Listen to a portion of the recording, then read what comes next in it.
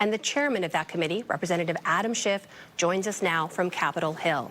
Congressman, welcome back to the NewsHour. You spent almost 4 hours with Mr. Atkinson behind closed doors today. What did you learn today that led you to believe you urgently need more information about that complaint? Well, there doesn't seem to be any dispute over the fact that this complaint is urgent and it's credible. That is apparently not the basis in which it's being withheld from us. Rather, because of the Department of Justice weighing in with the Office of the Director of National Intelligence, that director is depriving us of the complaint because he says it's beyond his jurisdiction. That means that this urgent matter is going unaddressed. It also means that someone is giving these marching orders to the director. We want to find out, is the White House involved in that? We need to know, frankly, whether the White House is also a subject of this complaint, because the idea that someone could weigh in who's the subject of the complaint and essentially quash it would cause, I think, the whistleblower statute to be meaningless.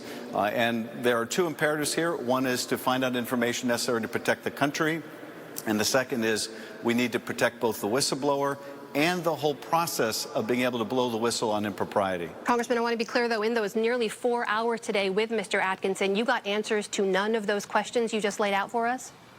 No, we got answers to a great many questions. We got answers to the fact that this is, for example, the first time that a Director of National Intelligence has ever withheld a complaint from Congress. Whether the Inspector General finds it credible or not credible, the practice has always been to provide it to Congress. Here it was found to be credible, it was found to be urgent, and it is unprecedented to be deprived this way. It was also clear from the testimony that the Department of Justice has weighed in a way that it never has before in a whistleblower complaint. It's also clear, I think, that the issue is not the classification of the intelligence. Many people have said, well, other presidents have asserted that they have the right to declassify intelligence or provide classified information to the Congress. That's apparently not the issue either. And so the question is, why is this being withheld from Congress? Is this an effort to cover up impropriety? Who does the complaint involve? And, you know, most seriously, if this is urgent and they're not allowing Congress to deal with it and they're not allowing the Inspector General to deal with it, then it's going unaddressed and we're at risk. Congressman, if it's not related to declassification of information, some reports, as I'm sure you've seen, say that the complaint is related to a series of actions, not any single discussion, as was earlier reported. Is that your understanding? You know, I don't know what the complaint has to say in terms of its specifics. So I can't answer that question, but I can tell you that, you know, the speculation about whether this involves a presidential communication, even if it involved a presidential communication, and I don't know at this point, that doesn't mean that the privilege covers it if that communication is about a crime or fraud. The president doesn't have the privilege to be corrupt. No one in the administration has the privilege to be corrupt, and the privilege always gives way if it is about evidence of corruption. So it is not as simple as saying, well, if it involves a communication, then they have a right to withhold it. We have seen time and time again on the issue of privilege, the administration make claims of privilege merely to deny Congress information where no privilege could apply. So at the end of the day, we're going to need to get this complaint, and we are going to get this complaint, and we will, I think, expose those who are trying to stand in the way. But, sir, after the briefing today, you said that you knew other institutions were involved in keeping you from getting that complaint. Do you know that the White House is involved? We know that the Department of Justice is involved in trying to prevent us from getting this complaint, and we know Bill Barr's history at the Justice Department of viewing his role as essentially a defense lawyer for the president.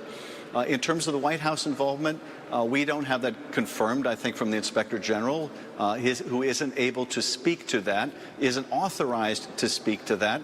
But we do know from the communication we received from the Director of National Intelligence that they're claiming that some privilege may apply. Well, there's a narrow category of people, the president and people around him, that would even hold the prospect of a potential privilege. So I think the DNI has pointed where the problem lies, even if that was not his intention. It's been reported Mr. Atkinson didn't disclose whether the complaint does involve the president. Do you believe that it does, though? Well, it certainly seems that it involves someone at a higher pay grade than the DNI. If the DNI is going to take the This is beyond my jurisdiction. And the Inspector General has told us this is squarely within the responsibilities of the DNI. It means there's a higher authority, and there aren't many people in a position to give orders or direction to the leader of the intelligence community. So, you know, there's certainly a lot of indications, but we don't have confirmation of that. We also don't know whether this is a situation where the subject of the complaint has actually been given the complaint. And of course, that heightens the concern that evidence may be destroyed or covered up. Sir, very briefly, that DNI, Joseph McGuire, will be testifying before you next week. What is it that you hope to learn from him then? Well, you know, we want to call on him to explain to the American people why he is the first Director of National Intelligence to ever withhold a whistleblower complaint from Congress, and how the whistleblower process can possibly work if there's a situation where the subject of a complaint, and maybe he will tell us whether this is the case or not, is in effect vetoing Congress's access to that information. I would hope between now and then that the DNI will reconsider his decision and provide this information to Congress. But if not, he's going to owe the American people an explanation. And at the end of the day, the only thing we will be satisfied with is the provision of that complaint, and that the DNI meet his other responsibility, which is to tell the whistleblower how they can come directly to Congress. That's what the statute provides, and thus far he has been unwilling to follow the statute. That is Congressman Adam Schiff, chairman of the House Intelligence Committee. Thank you, sir.